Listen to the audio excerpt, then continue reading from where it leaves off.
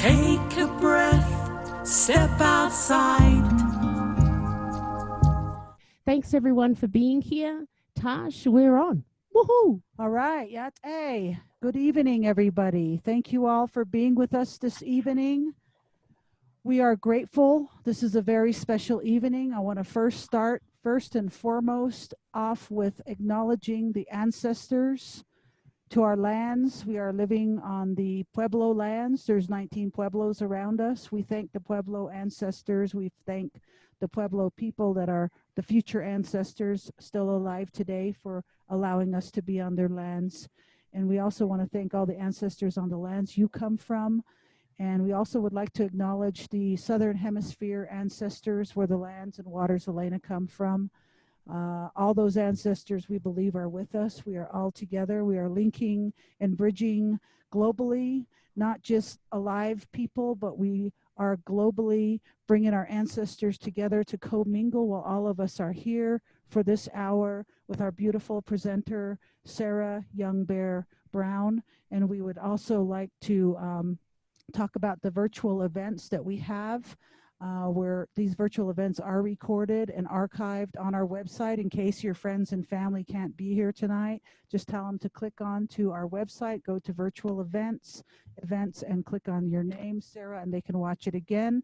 As always, Indigenous Ways is dedicated to bridging cultural exchange with people globally so that we could stop the doctrine of conquer and divide. We want all of us to be together and realize that we all bleed the same blood. It is red. We are five-fingered people, and we need to learn from each other's different walks of life. We don't need to hate each other for our different walks of life. So that's what Indigenous Ways is all about. So those of you here tonight, thank you very much. We have our virtual events Wednesday night, 6 o'clock Mountain Daylight Time. We have our performance night called Concert Series Friday nights. Always we have ASL interpreters who we are very grateful for that are raising the bar for expectations for Indigenous and all other people to have access to communication. So I would like to hand it over to Sarah Youngbear, who will be our presenter tonight. Sarah is an amazing role model that comes from the Meskwaki tribe, also known as the Sac Fox. I did some research on Sarah's tribe before writing a little blog about her, and I realized that there's French history in Sarah's tribe, and the Sac, word Sac and Fox is a French word, and amazing history of the Sac and Fox, also known as Meskwaki tribe. They are not a reservation, they are a settlement, so it's called the Meskwaki settlement. And I'll have to let you guys know about the Fox Wars. It's a very interesting story, but we'll save that one for later. Beautiful. Okay, thank you. So how did I get to know Sarah Youngbear? Through Facebook and through Deaf Friends that said, you guys need to meet. So we met and we just started a brand new friendship, and I'm just learning more and more about Sarah. So tonight, along with all of us here tonight, we are going to learn more and more about Sarah Youngbear. So let's give it up for Sarah Youngbear Brown. Woo! Hello, hello. Hold on just a moment, everybody. Let me pull up my document here.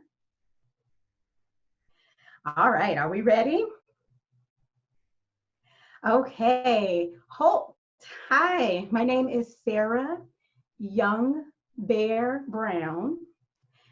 This is my sign name for those that know sign language, and I'm Meskwaki. My name in Meskwaki is Gika Mikwa, and my name means woman standing on the edge of the river. I'm the mother of two beautiful children, and we live in Meskwaki, on the Meskwaki settlement. So I really live in two different worlds. I am a Meskwaki woman, but I'm also deaf. And so I live again in two different worlds. Over the years, I faced many barriers like racism, discrimination, and it's never been an easy road for me. I have dealt with lots of setbacks, lots of challenges, challenges that caused me to fight going uphill. Some things were downhill in life. And so story today will be about my life, my upbringing, the trials that I've gone through. And what I ask is just listen and be respectful to the story without judgment. This is about me. This is my life.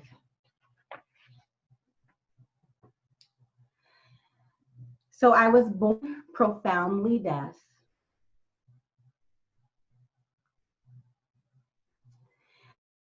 Didn't find out that I was deaf until I was 9 months, so still a baby at the time. She noticed that when there were loud noises, that I would still be sitting there or sleeping peacefully. And after taking me to the doctor, they found out that I was deaf. So at the time, my family ended up having an educational specialist come in to teach all of us sign language. I was 18 months by that time. So I've been signing since then. As I got a little older, as a toddler, I got my Meskwaki name, and it was given to me by Marcella, who is my great aunt on my father's side of the family. So Marcella gave me my tribal name.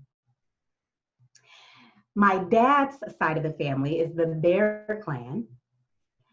Or excuse me, my dad's side of the family is the Fish Clan. My mother's is the Bear Clan. My children receive their tribal names from the Fish Clan. My son's name is Badito, and it means old fish man. And my daughter's name is Namasikwa, which means water woman. And again, their names came from the Fish Clan. So there are several different tribes or clans: fish, bear, wolf, fox, chicken, swan, and thunder.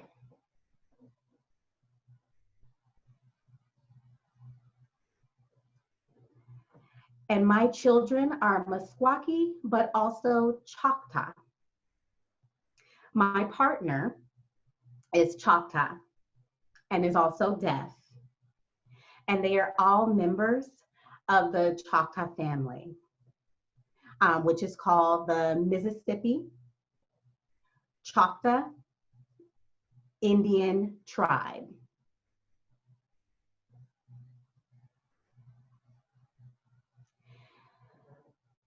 So I've really considered about how I can pass on traditions as a Meskwaki woman. And I participate in lots of traditional activities. I go to feasts, ceremonies, and other activities. And I really made it a point to learn about my culture. And I'm so very thankful for my mother and also my Uncle John that use American Sign Language to communicate with me and to teach these traditions to me and to make sure that I understand what is going on and to understand the Meskwaki way.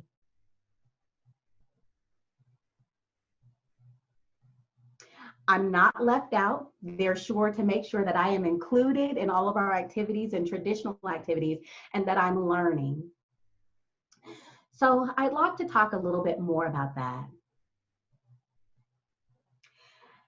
Typically, when we go to feast, we eat. And it's a lot of hard work, the preparations for the meals, cutting up the food and the meats and chopping the vegetables. And during the winter, oh my goodness, it's even worse because the meat is frozen. So if you can imagine what that's like to have to cut through frozen meat. But that's the way that it was during the old days, right? In the winter, you had to cook everything, and you had to cook in all 4 seasons. It didn't matter if the temperature was cold or hot. It was the way of life. And so I've learned those traditional methods of preparations. And again, my mother and my aunt have taught me how to prepare for feast.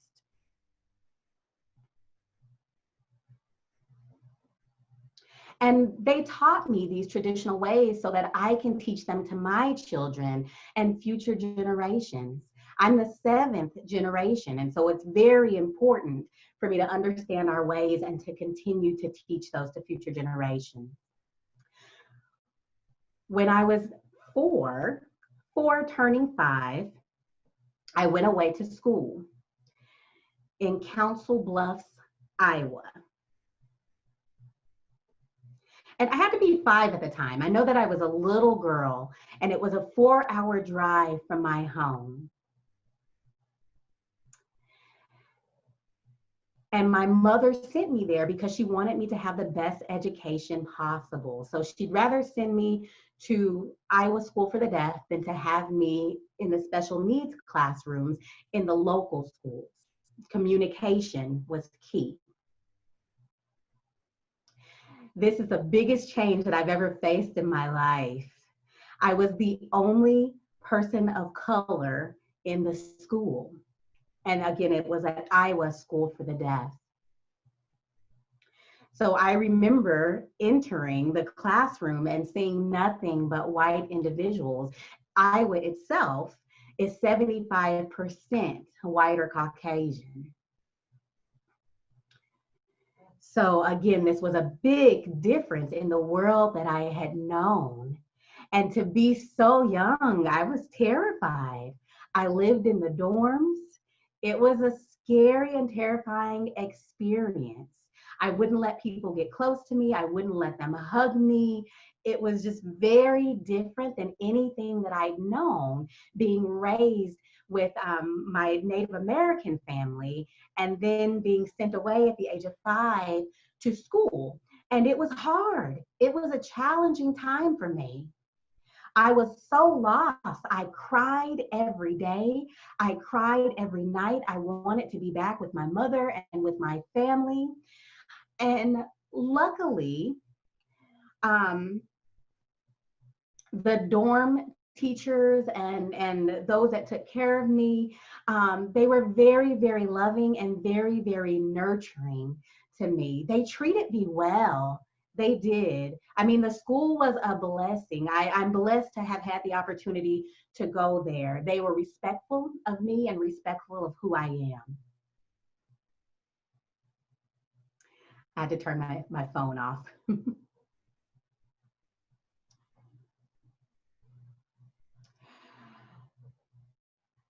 I remember when I was 12 years old, I was still at Iowa School for the Deaf.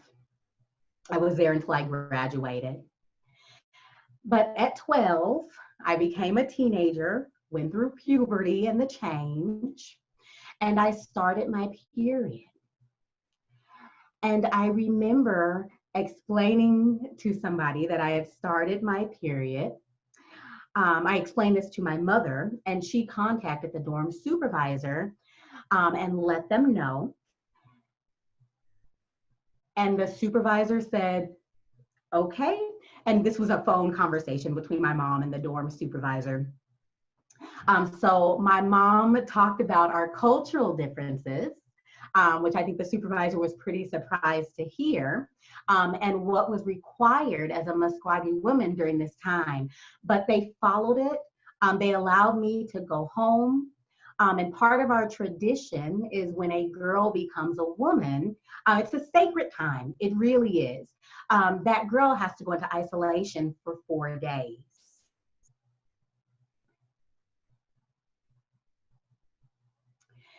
And so it's again a sacred time, but the school respected all of our culture and our traditions and what I needed to do in order to develop my identity. So I was allowed to leave school for the week for cultural reasons.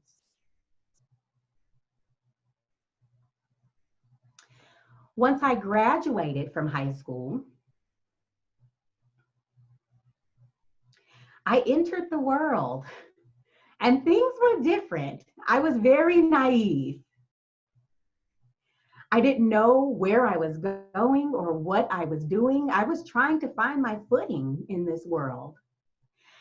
And my mother gave me a big book at the time. She said, read this. And I did. And it was jaw-dropping. I was amazed to learn about the history of our people and the history of our homeland. And literally, my jaw was on the floor as I learned about culture and history and started to understand. So I did more research. But there were really no role models, no Indigenous deaf people that I could look up to. I do have 2 deaf cousins in my family, but they're men. I'm the sole deaf woman in my family. And if you can imagine, I thought I was the only Indigenous deaf woman in this world. I really thought that I was alone, that there was nobody that looked and that was exactly like I was, and I felt disconnected. So I decided to go to school, to a native school, the North Dakota, in North Dakota, and it was called the United Tribes Teaching College. And it's a native school. But I really wanted to learn more about myself. And that was the North Dakota Technical College, excuse me. I wanted to learn more about Indigenous people and our culture. I really wanted, so I grew up, again, I went to school, the Iowa School for the Deaf. So I learned about deafness there and that part of my culture, but I hadn't yet learned much about my Indigenous culture. And I wanted to learn about different tribes and community and feel like I was a part of and the same. So I got to learn that in college and I got to do more research, and it was such a valuable and a rich experience. And then I faced more challenges. The college didn't provide sign language interpreters. I had to have a sign language interpreter. That was a frustration that I dealt with. And how I did, some of the other students in class would write notes for me. They would take notes and they would give them to me. That's how I got through college. I did find a few of my peers as well that knew some basic sign language because they had friends that were deaf and that's how they learned. So they could sign a little and they could gesture. And they, when we had the same class, would actually be my interpreters. I remember art class was one of those classes. But surprisingly, I passed. I passed all of my classes and I made it through. It was a complete challenge because again, my thought after that was next time I go to school, I have to have ASL interpreters, no question about it, but I made it through.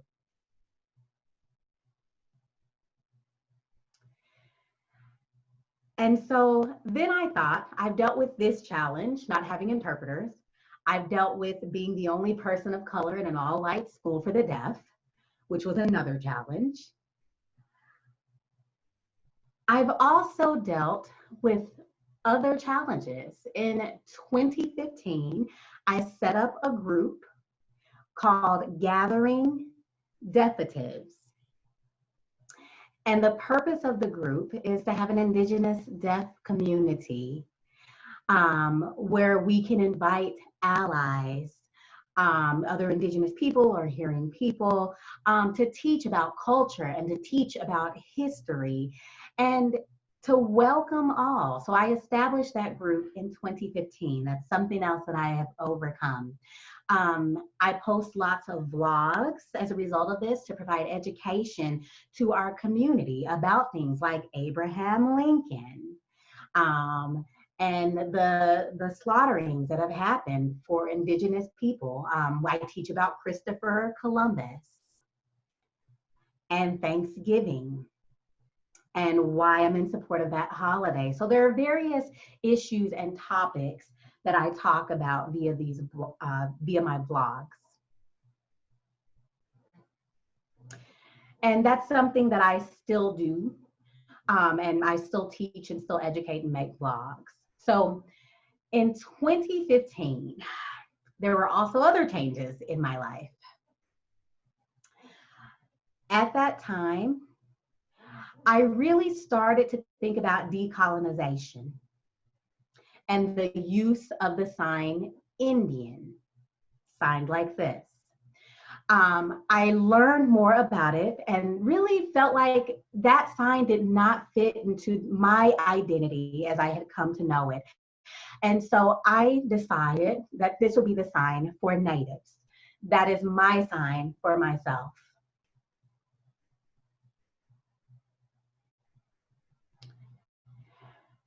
And so how the deaf community came to know about that, or whether or not people agree or disagree with that, I've heard different opinions, but this is my opinion and my stance, and that's my sign for native.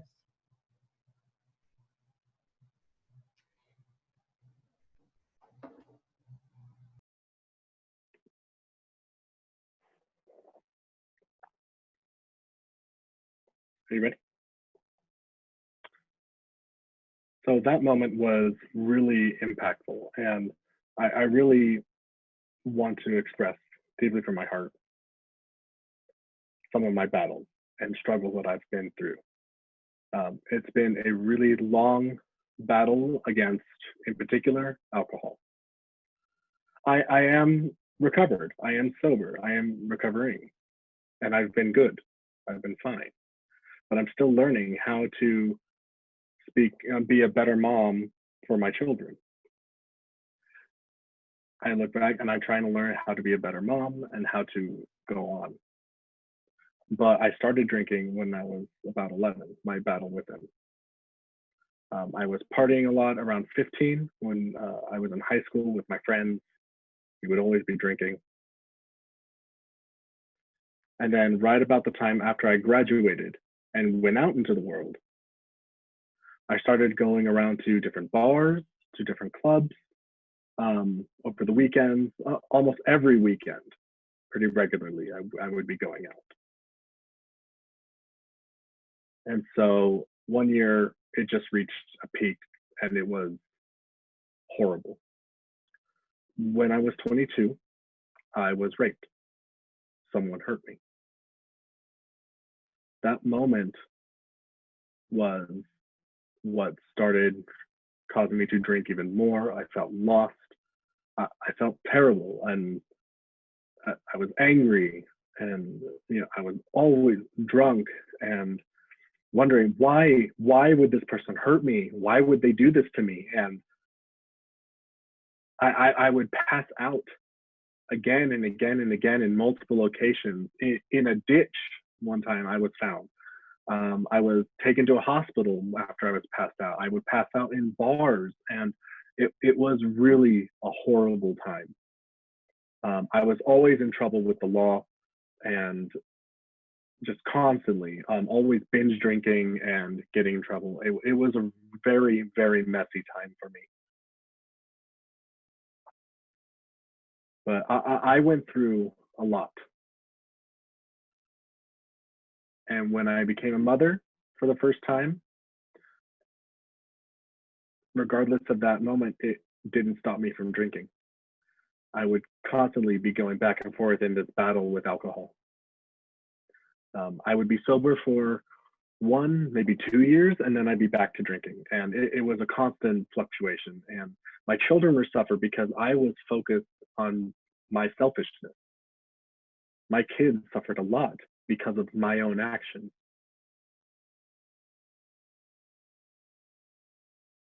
I do want to share one story with you that happened, that actually happened to me.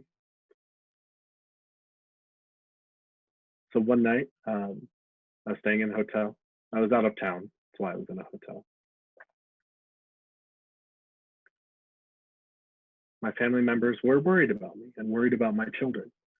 And so they contacted my best friend who lived in the same area where I was staying. My friend came to check on me, and they went to the front desk of the hotel. They actually called the police on us and called child welfare for a welfare check. They broke into the hotel room, and I was very confused when they busted in. I didn't know what was happening, what was wrong, because I was just chatting with my cousin on the video phone when the police busted into the room. And like I said, I was very confused. I was trying to write back and forth with the cops. They came right up to me, and I started using a pen and paper, just a notepad to write back and forth with them. And I asked the cops, please request an interpreter. I don't understand your writing. The police officer really had a terrible handwriting. So I asked, please call an interpreter. And the officer got irate and in my face and threatened to put me in jail for child endangerment and neglect. And I was just completely lost in this. Like, I was so confused. Like, why are you doing this? Like, they're fine. No one's hurting them. No one's neglecting them. They're fine. And it just went south from there. And he was yelling in my face, right in my face, raising his fist, looking like he was about to attack. And I was so afraid. I have never been so scared before.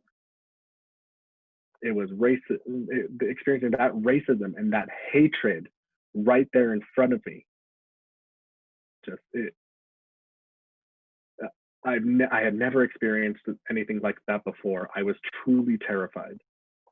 And I started crying, and I just was afraid I was going to lose my kids if that happened. And it made me go into drinking even more. And I was crying, and I just felt lost. I was lost in this toxic world of drinking and depression and crying, and I just saying to myself, I can't live without my kids. The cops are doing this to me on purpose from this hate. And it was really just that moment hit me and knocked me down. I felt completely lost. I hit rock bottom when I lost my kids as a result of that. And then one day I just woke up. I decided to get up and ask for help. And so I went to go see a person at MADAC,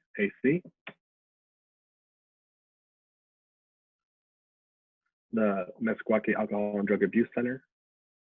And so I went up and I asked for help. I asked, please, I want to get better. I want to get my kids back. I want to be a better person. And so they were trying to figure out with me how best to go about it. And they said they had deaf resources with an ASL interpreter, counselors, and everything with full communication in American Sign Language. And so I said, sure. And so they sent me to Red Road, or to Minnesota, excuse the interpreter, for treatment for about a month. And it was a place that focused on Native recovery.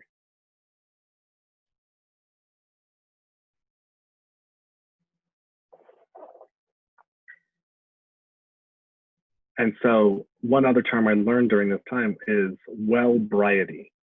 So I sounded like this, touching my chest and coming out for strength, well, variety.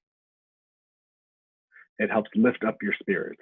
So if you sign it with your left hand over your heart, and you lift up your spirit. And so that's why I started learning about that during treatment. And I am so grateful for that opportunity. And I was accepting of all this help that came out for me. And I just want to stress, don't be afraid to ask for help if you need it. People will be there to help. And so I'm very grateful for having that opportunity. And when I got home, I had become stronger.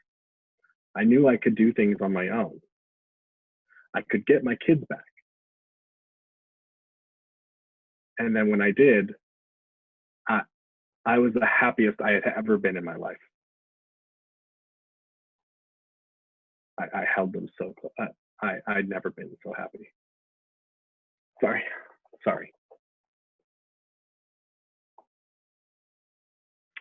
Anyway, I'm just so grateful for that opportunity.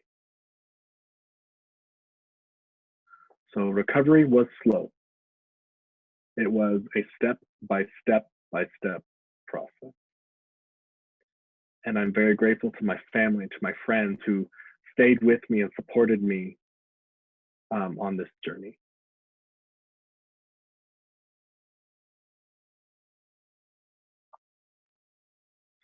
So after that, I took up the role of being an activist and an advocate and an artist for the Indigenous deaf community. I started getting involved in Standing Rock.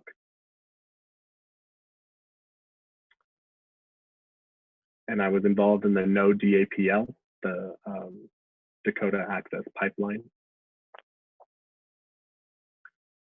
That group of protesters at Standing Rock defending the land from the government coming in to install a pipeline. So I was involved in that movement. I was involved in MMIW. That's the Missing and Murdered Indigenous Women movement.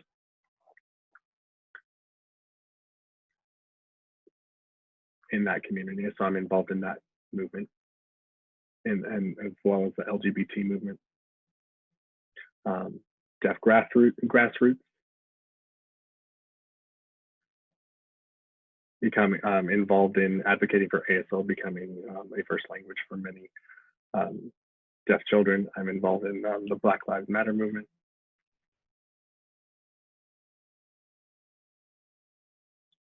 And the PPC, the Poor People's Campaign. Because I believe in human rights. I strongly believe in human rights. People, I cherish people to the core.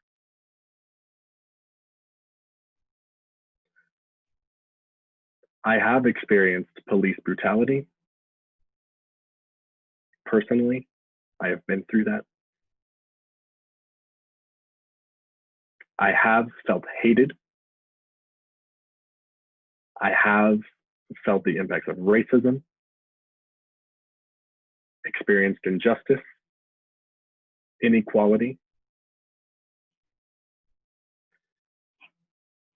I've experienced slander, and I'm still standing. I'm still here. That is why I am fighting for you. I believe in you as people.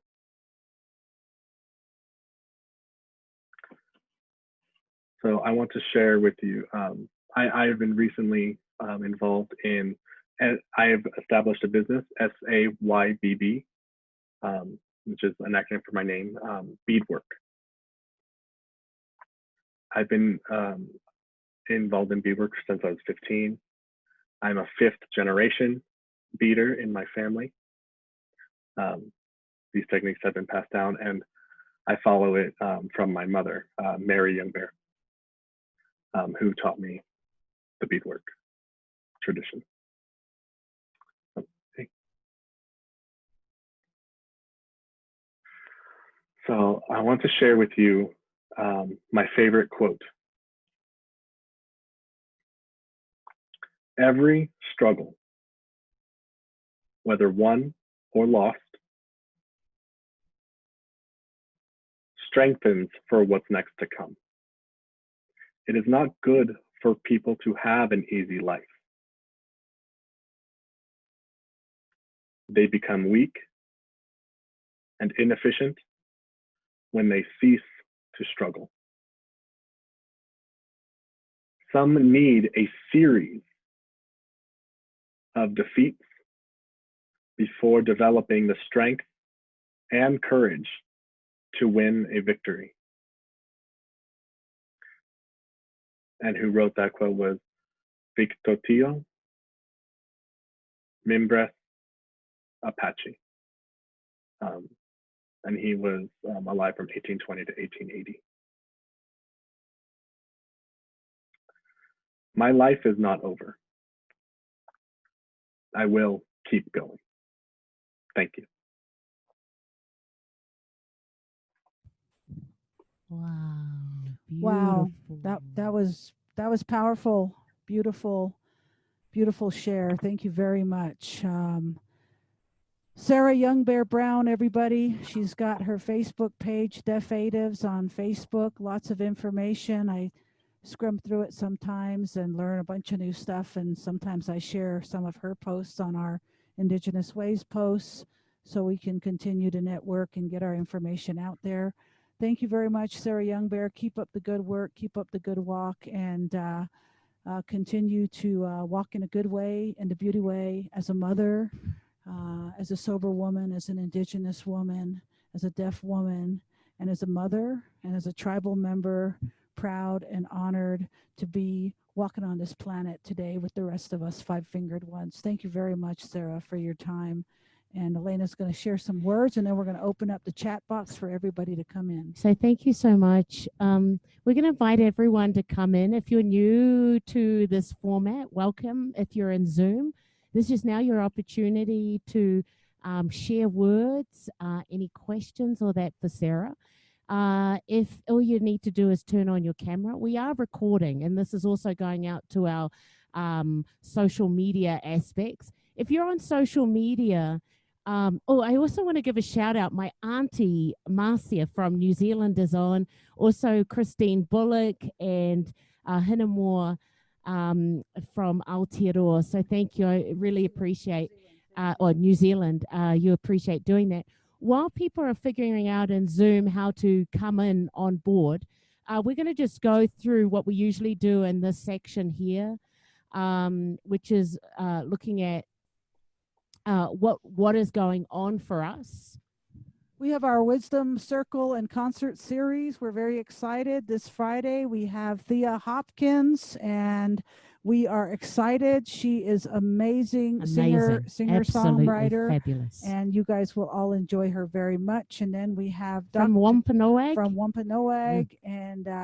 And we also have Dr. Corrine Sanchez, who is going to be on. She is from the San Ildefonso tribe of one of the 19 pueblos. She's also the executive director for Tewa Women United. Yay, Tewa Women United. And the very first Wisdom Circle, her mother, Elder Kathy Sanchez, kicked off this whole series. All of that is archived, IndigenousWays.org. On the virtual events, if you want to see any of those archived, all of them have ASL interpreters, so it's access for all, like all our events. Yesterday, a lot of you know that we did a run, our relief run up to the Navajo Nation, Black Mountain. Some of these are just the pictures of yesterday. I just want to tell you, it takes a village to move mountains. And all I can say to each and every one of you is just thank you, thank you, thank you for not only your love, support, but for the extraordinary, particularly in this time of where we are, COVID, we're in a world pandemic, but the amount of generosity and the spirit of community right over from the East Coast to the West Coast, from overseas, we're receiving donations through our website. In cash, or what you donated was over $6,000 through the website, and we were able to take over $12,000 of goods, which included a box which had toilet paper, tin food, handy towels, coffee, sugar, flour, all the things that the community needed. Clorox. Then there was another box which was all green vegetables. There was a bag of fruit. There was a bag of cleaning supply. And then one of the biggest things that the community really needed was water. So we had containers of water. So we were able to support over 400 families. Families, hang on, over 400 people, 52 families or 52 cars that came through. But this could not have been possible without your support. Oh, Thank you all very much. Those of you that helped with this relief run to the Navajo Nation. We are planning to do it again. We had a lot of blessings and challenges on the 14, 15-hour road trip we took. There were 6 of us, 3 vehicles, trucks filled to the gills. We had 2 filled U-Hauls that we were hauling, so we were literally a convoy. And we need more people to pitch in for the next run. It was a little bit much for the 6 of us women that went and tried to do it. So we learned what we need to do, and we need a little bit more man-woman power for this journey. So we're looking forward to our next run. We're going to start again. We were thinking about maybe not doing it because of the danger of coronavirus. with what's going on in Arizona. But one of our sisters, Rachel, that was with us said, "Are you kidding? We have to go back because we said we would." So this is one of our beautiful elders here at the bottom with her husband. She was very grateful. And our beautiful sister Amber, who worked for 10 hours packing. I mean, look at those boxes. Those boxes are all everything exactly the same. And then we had another woman that showed up with a U-Haul that was just bulk stuff. I mean, tons and tons of canned stuff. So people are still talking on Black Mountain about the gratitude. So thank you very much. So thank you everyone for making it happen. So we are looking at going out again. This morning it was like too tired, but then after speaking to everyone up on the mountain, Tasha's family members, people that were volunteering and doing that, they were like, no, you've got to go up. 11th of August might be a bit too late with what's going on in Arizona, so we'll more likely bring that up, but we'll share more about that. But thank you everyone for making that happen. This is about us and all our electronic sites. If you do want to donate, whether that be supporting the virtual events or with the Black Mesa Black Mountain Relief Run, these are our electronics.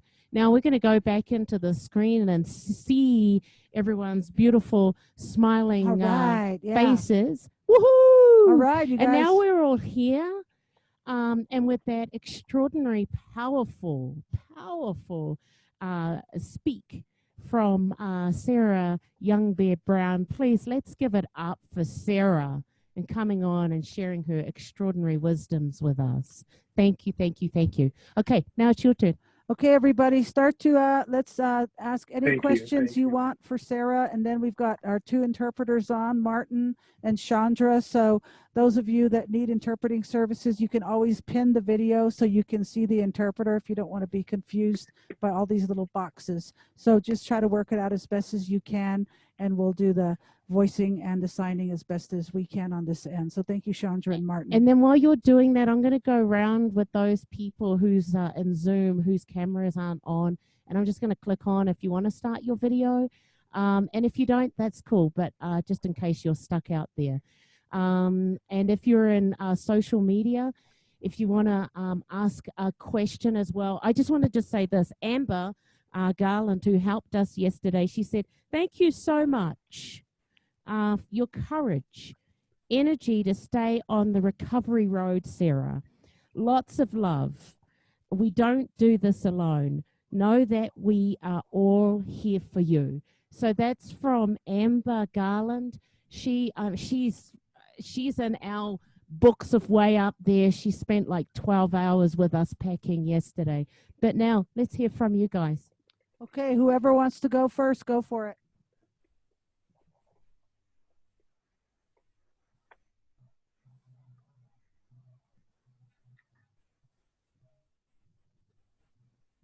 Ellie was raising her hand.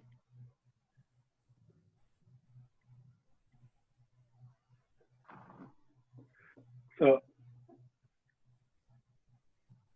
I couldn't come today, but maybe tomorrow.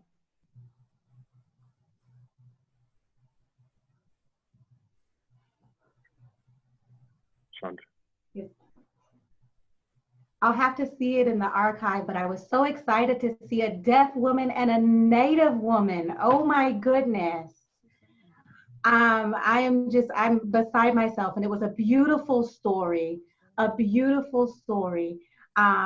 just in its entirety. And I feel that that will help all of us in our recovery and to be strong and to ask for help and receive services.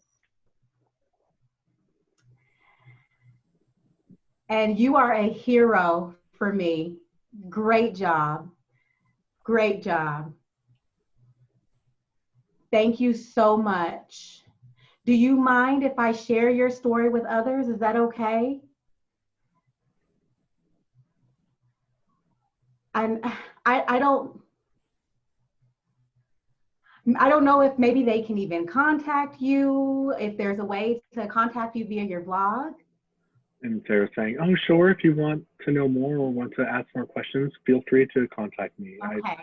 I'd be more than happy to explain and give more direction and talk about what is going on, yeah.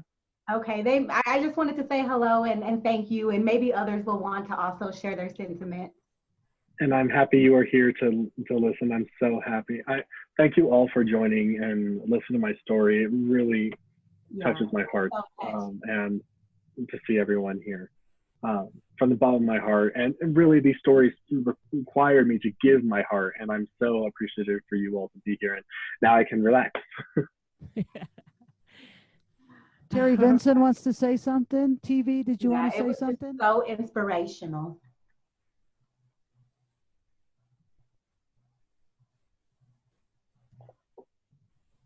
Yes, I did. Hello. Hi, can you see? Okay. I was crying so much at your story. It was, thank you so much. And thank you. Your compassion and your successes, I really applaud you and I support you all the way. Well done. You're amazing. I always love you and I cherish you. Thank you. Love you too. That touches my so heart. much. And your heart is so special. Thank you for sharing it with us. Thank you. Yeah, I'm happy to see you here. Yeah. I see Ellie Kidder. Ellie Kidder's waving. I think Ellie wants to talk.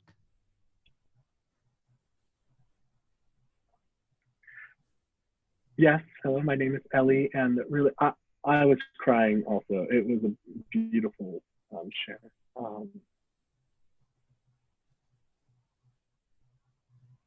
I would feel honored if you would join our page to share information on COVID-19. And it's to share just what's going on with the virus and what is happening, etc. But I feel responsible for sharing this. The interpreter apologizes, it's hard to see the video. Chandra, if you could catch up, my internet is. Hold on just a second. I would really appreciate if you would join us, this group. I do post a lot of information related to the Native American community, and also related to deaf Native community. And I would be proud if you would be a part of that. Yeah, hugs and kisses. Sarah says, thank you so much. Thank you. Okay. While someone's thinking what else to share, this is from Hilda Ritchie, who's on Instagram. She says, Sarah, thank you for sharing your story. May you stay. I'm sorry, Sarah's asking you to please repeat the name. Hilda Ritchie and Christine Violet, they're in Wisconsin. She says, Hi. Thank you, Sarah, for sharing your story. May you stay strong always. Blessings. Thanks to the interpreters.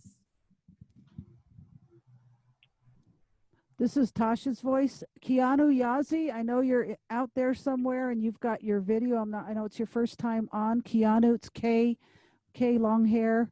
If you want to join back on, you can unmute your video screen so you can come back on, Keanu.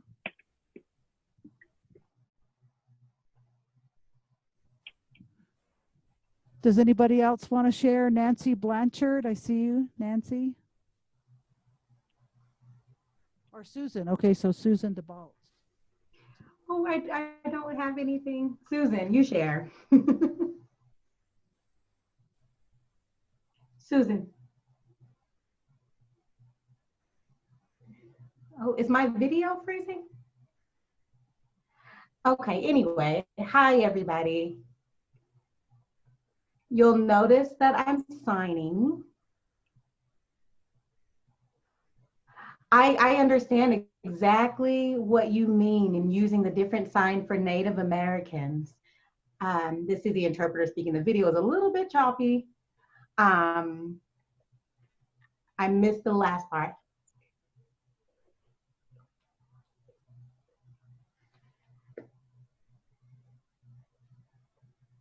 I'm here in Canada, and we use the sign for Indigenous. And I noticed that that Sarah kind of uses two. She goes between two different signs. Oh yes, I see. Oh, yeah.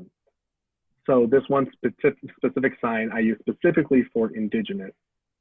Some people prefer to use it like this, going away, and another kind of going towards each other. I use it where the hands kind of go towards each other. For Native American, I see some people use the F handshake from the cheek near the hair. For myself, I use the V handshake that's stripes along the high cheekbone. But it really depends on how you self-identify and how your particular community identifies as well, whether it's as Indigenous or Native. But I prefer to identify myself as Meskwaki because that is where my roots are. So that's what I use to define myself, Meskwaki. I hope that is explained clear enough for everyone. Yes, I did want to ask. I know that many people still sign Native American using the F handshake. Yeah, there's a variety. But our video is frozen.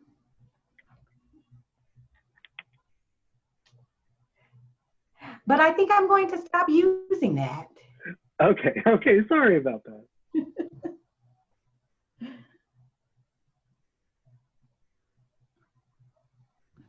Okay, I was just checking out with Keanu, and I asked him if he wanted to come back in. So my fear is that when we asked to turn off the camera, that he just jumped out altogether, and so we'll be in touch with Keanu.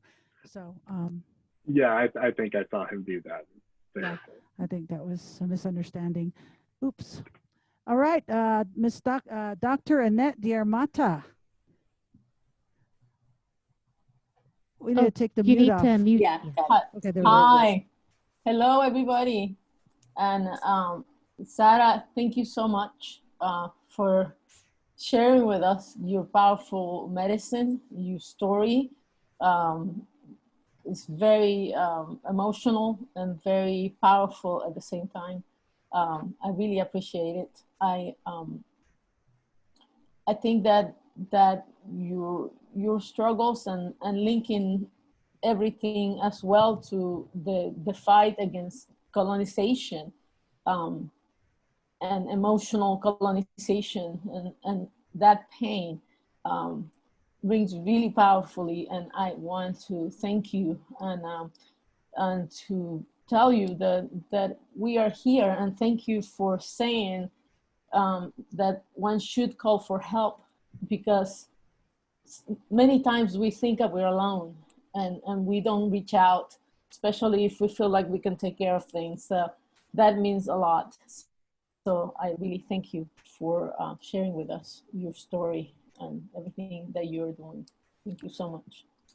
What about Christina from New York City? Christina, Thank our you native for sister that. from New York. And I'm here to thank you for listening to my story as well. Thank you for that.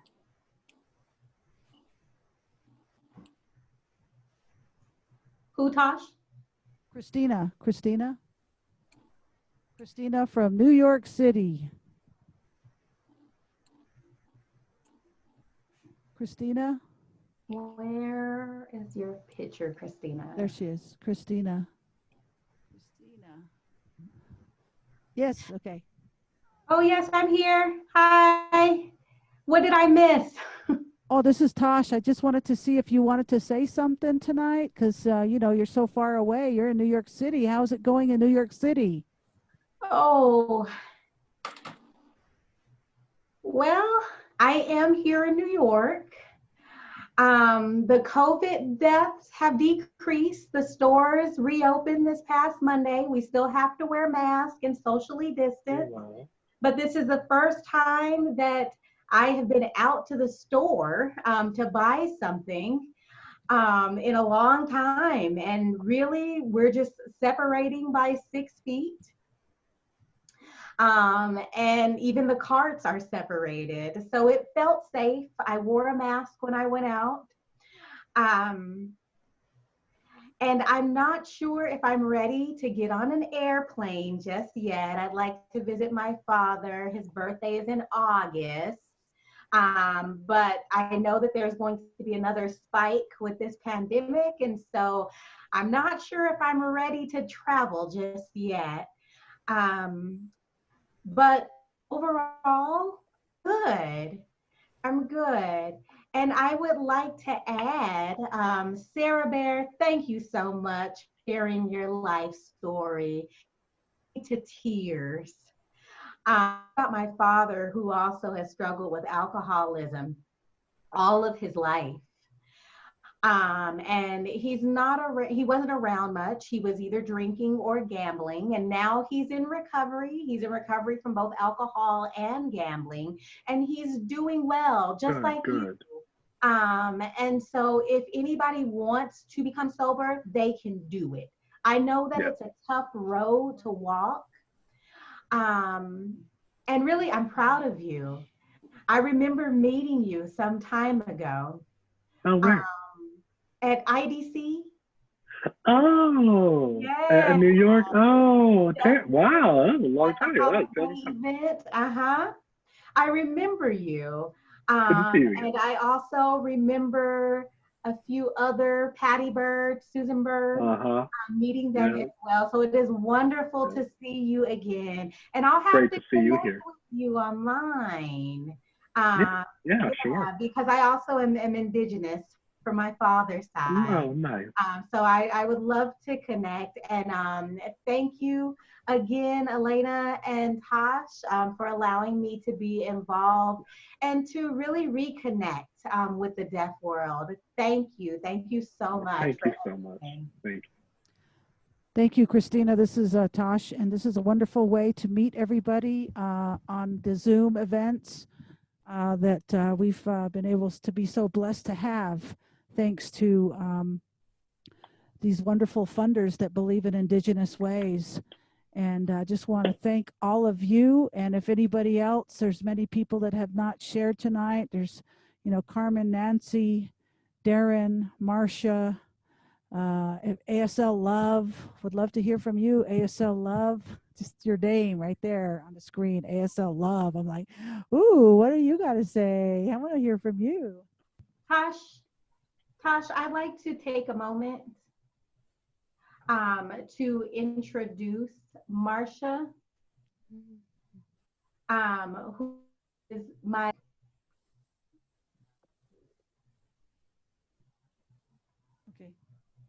Marcia.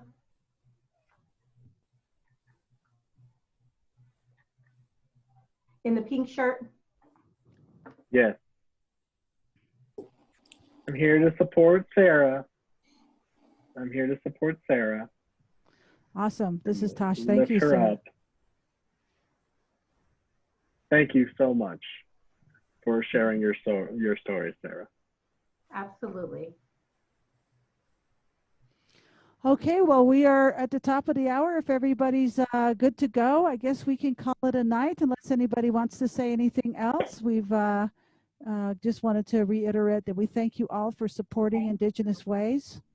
And then, you know, just before we close out, you know, a lot of the things, as all of you have shared and been so profoundly and deeply touched by Sarah, this will be archived at IndigenousWays.org virtual events if you want to share the video with your friends.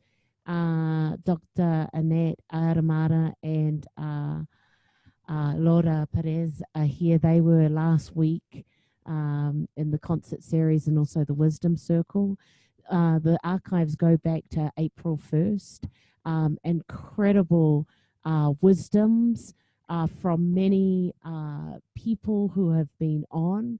We're looking forward to getting next month going. Who we've got, as Tash was sharing on Wednesday at the Wisdom Circle, we've got Dr. Corinne Sanchez who will be here. And then this coming Friday, please be sure to tune in for the incredible Thea Hopkins from the Wampanoag tribe, a phenomenal artist, singer-songwriter, and person.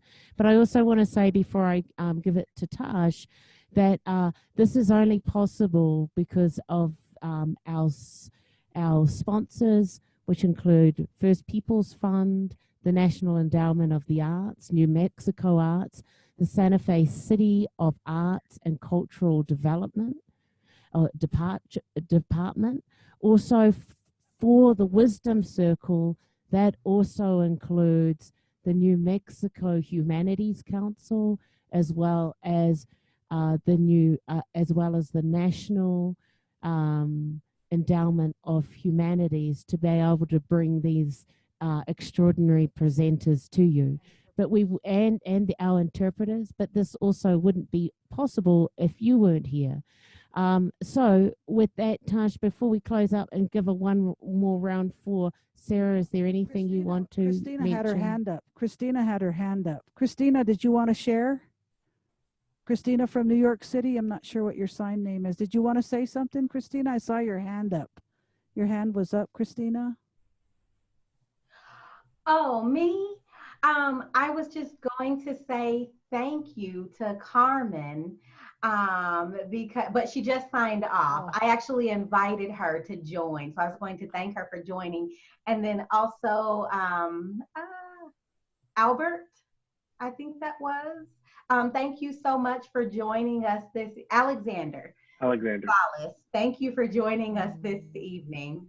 So like Christina, Jerry Barney, would you like to say something, Jerry? Just before you do, Jerry, like Christina was saying, this is kind of like people sharing and bringing their friends in. So thank you for doing that, Christina. Jerry, is there anything you want to add?